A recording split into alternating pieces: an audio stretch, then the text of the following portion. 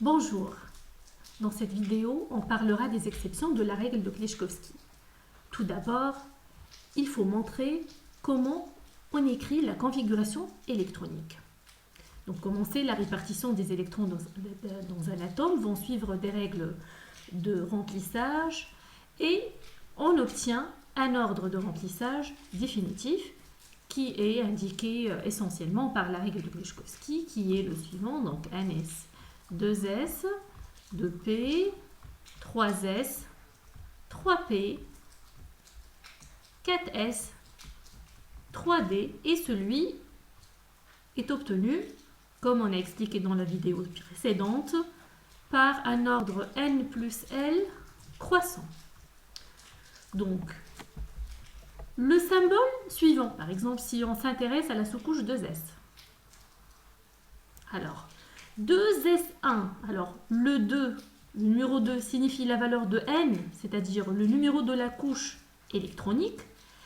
Le petit s, c'est le type de l'orbital, il est donné par la valeur de L, donc L est égal à 0, l'orbital est appelé S, donc il s'agit d'une sous-couche électronique, et l'exposant 1 définit l'occupation des électrons de la sous-couche, c'est-à-dire le nombre des électrons qui occupent la sous-couche. Donc là, la deuxième couche,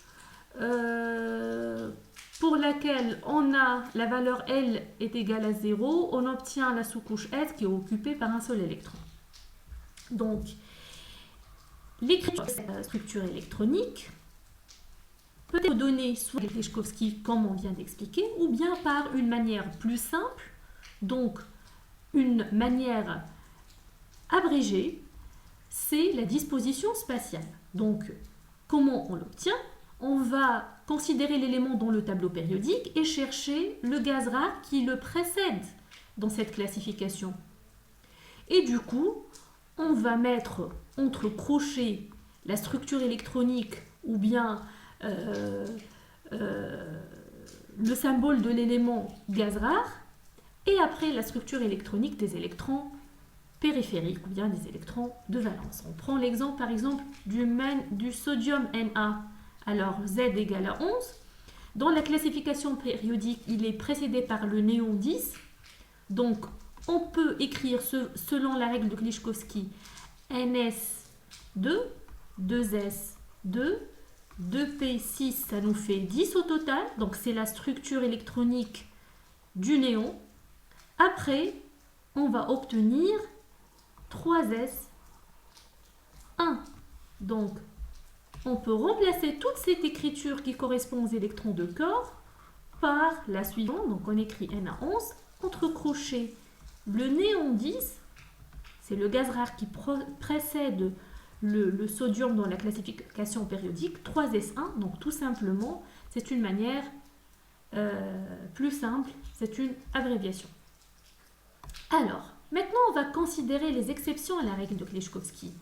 On a deux types, on a deux niveaux là où on a une exception.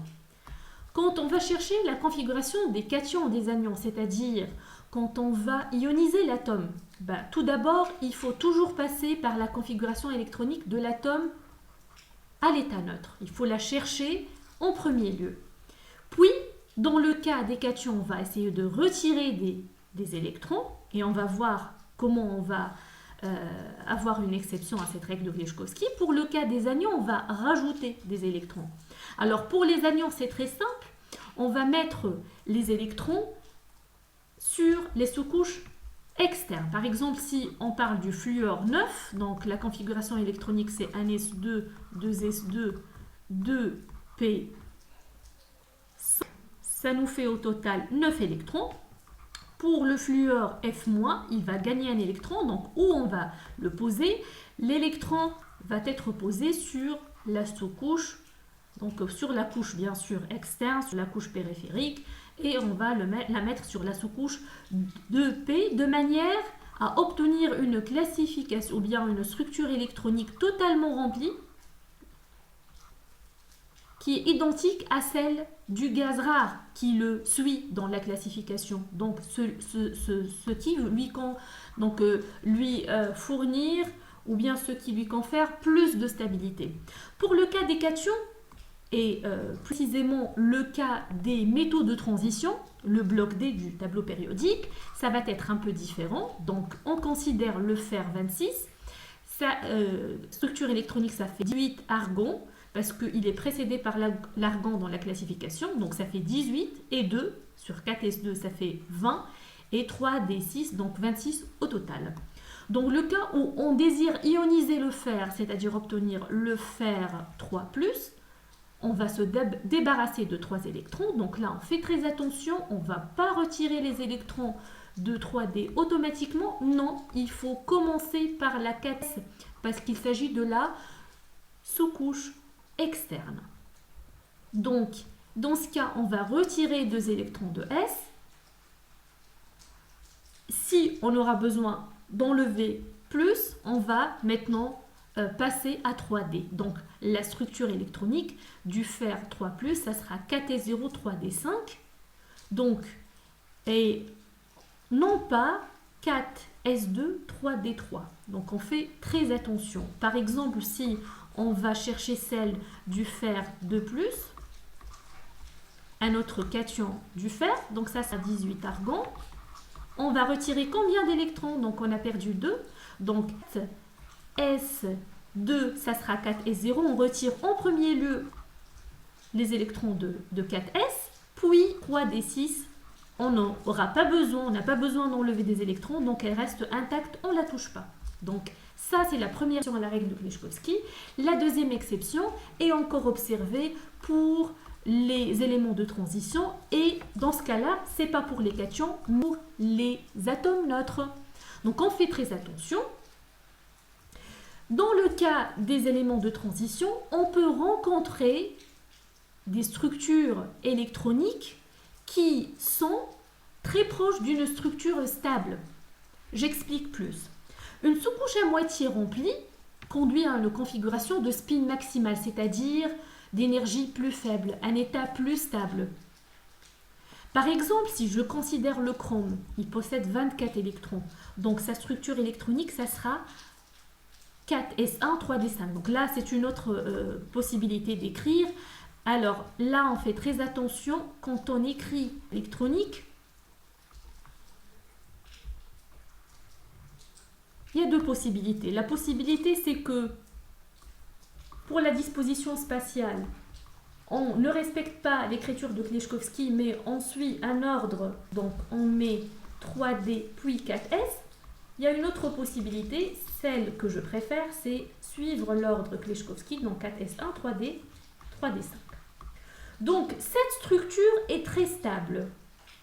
La structure également, S1, 3D10, est très stable. Donc, on dit que si la sous-couche N-1D d'une façon générale est à moitié remplie, c'est-à-dire D5, puisque la sous-couche D, elle, peut accueillir au maximum 10 électrons, donc à moitié rempli j'ai D5, ou bien totalement rempli N-1 D10. Donc ces deux structures sont très stabilisées, ils sont de spin maximal. Donc là, on va rencontrer les structures N-1 D4 NS2, c'est-à-dire quand je vais rencontrer, par exemple pour le cas du chrome,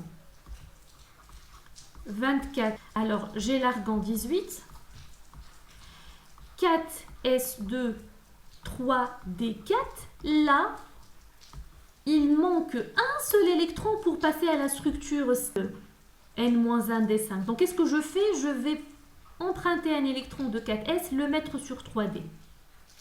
Donc, du moment où on observe NS2, N-1, D4, il manque un seul électron à la structure à moitié stable, à moitié remplie. Donc, on dit stop, c'est pas possible, c'est pas correct.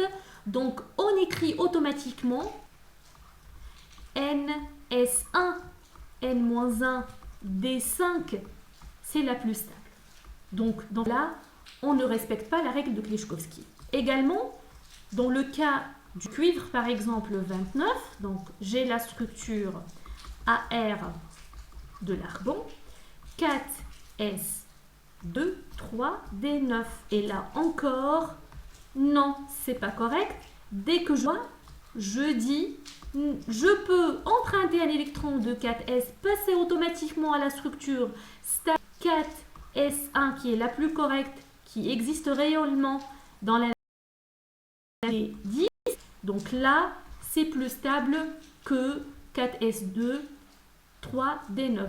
Donc d'une façon générale, dès que je rencontre une structure électronique NS2, N-1, D4, automatiquement, je passe à NS1, N-1, D5, la structure à moitié remplie pour la sous-couche D. Et dès que j'observe que la structure électronique de mon élément de transition est sous la forme NS2, N-1, D9, automatiquement, stop, attention, la plus stable, la plus adéquate, c'est NS1, N-1, D10. Ces deux exemples présentent les exceptions à la règle de Kleczkowski pour les atomes des éléments de transition. Merci pour votre attention. J'espère vous voir